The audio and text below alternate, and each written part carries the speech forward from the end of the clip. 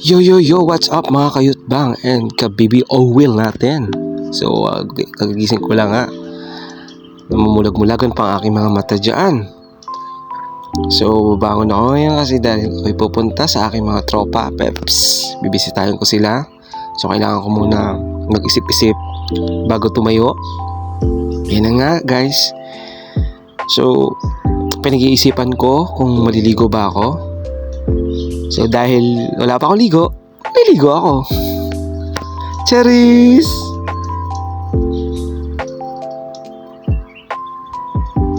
Tapos na nga pala ako maligo guys. So mga ka-cherries, ito na nga. Ginamit ko naman ang pangmalakasan nating BB oil. Nilagay ko na naman ito kasi nga ito yung aking pang comfort zone sa mainit na lugar sa Israel. So kung mapapansin nyo guys, hindi na nga ako nakapagpalit ng damit. Ganun pa rin yung sinuot ko dahil nga nagtitipid ako sa labahin. So wala po sana kayong napansin sa aking kasuotan sa pambaba. Inayos-ayos ko nga po yung buhok ko bago umalis kasi ayoko na magulo ang buhok ko. So bago nga yan, ang dami ko pang exhibition po dyan. Cherries! Oh, diba pak? Oh, may pakamot pa nga yan. Peso.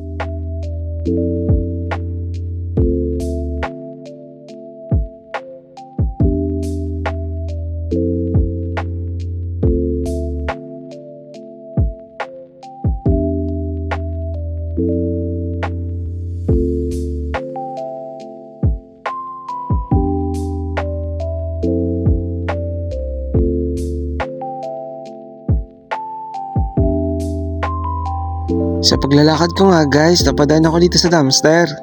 Check ko kung baka merong laman. Oo, yun nga, meron nga laman. So, kinalkal ko na naman guys yung basurahan.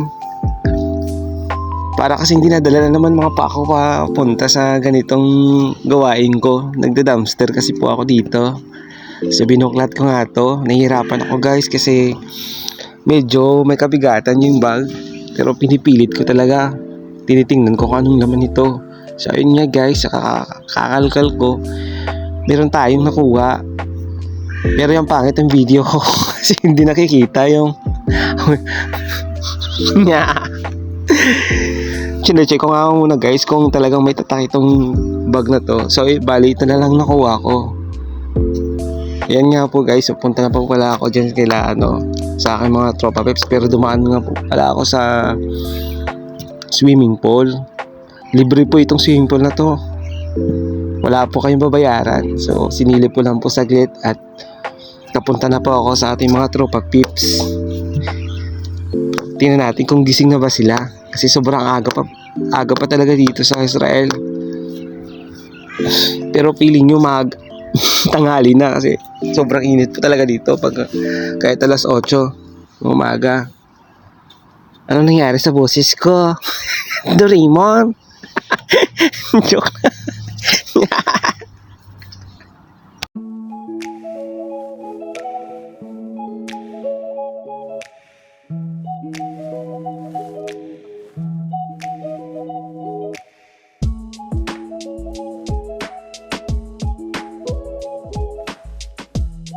Nakarating na nga ako guys sa kanilang flat sa mga tropa pips.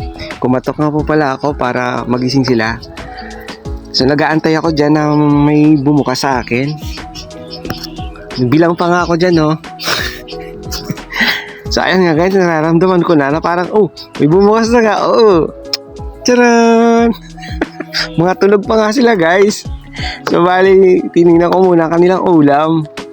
Ulam talaga yung tinignan ko guys kasi nga medyo gutom na rin ako. So natutulog pa nga sila guys. So bali, umalis. Nakikain na nga muna pala ako guys. So kumain muna sa vlog mga tropa pips. So bago po yan, aalis muna ako. Alis muna nga pala ako dahil pupunta ako sa bilihan ng pagkain. So habang naglalakad nga ako, napapaisip ako kung anong bibilhin ko. Dahil nga medyo kapos tayo sa budget, so kailangan ko magtipid. So tingnan nyo yung daanan guys, may nakikita kayo na kaisa sa vlog. Ayan, ganito nga po pala guys yung mga kapitbahay namin dito sa kibbutz. So medyo may kalayuan na onte yung bilihan dito. Pero mumurahin lang po ang bilihan dito. Mapapamura ka po ng saglit.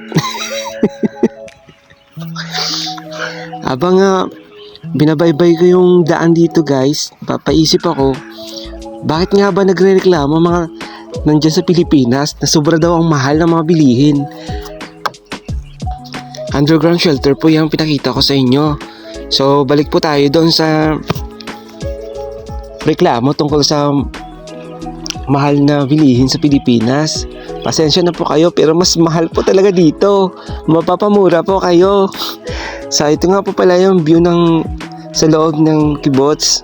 Kung mapapansin nyo, may mga gagandang sculpture din po sila dito. Doon po sa unahan na yan, dyan po yung bilihan. Malapit na po tayo pero hindi ko alam kung bukas ito. Kaya check it out. Yo, malapit na nga guys. Ito na po. Ayan po ang bilihan. Pero saka ang sad po kasi sarado po sila. Dahil nga po pala sa holiday nila na 7 araw. 7 araw holiday sila. Kaya wala pong bukas na bilihan. So ang ginawa ko po, nag-ikot-ikot na lang po muna ako dito. Tinignan ko. Ayan ganito ang bulaklak. Ang bango po yan. So doon naman po, balik po ako ulit kasi nga nako-curious ako sa kanya kasi ang sobrang bango niya po. Hindi pa po ako nakontento, meron pa ako nakitang dumpster doon kaso hindi ko na siya masyadong inano dahil wala pong laman eh. So bali guys, patungo po tayo dyan sa circle na yan kasi pabalik na po ako dyan sa aking plot. So binabaybay ko na po yan pabalik kasi ayaw ko pong maligaw. Lente, get ang boses.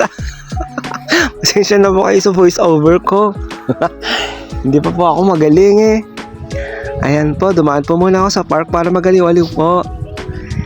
So ayan nga mga kayushbang at saka mga kabibi oil. Parang ang sarap bumalip sa pagkabata. At parang nabubuyoy na po ako. May ganitong park din po sila dito. Green grass of field. Ano ko eh, Diyos ko sir. Hanggang dito na lang ang vlog natin mga guys. Sana po supportahan nyo yung YouTube channel namin. Marami pong salamat. God bless.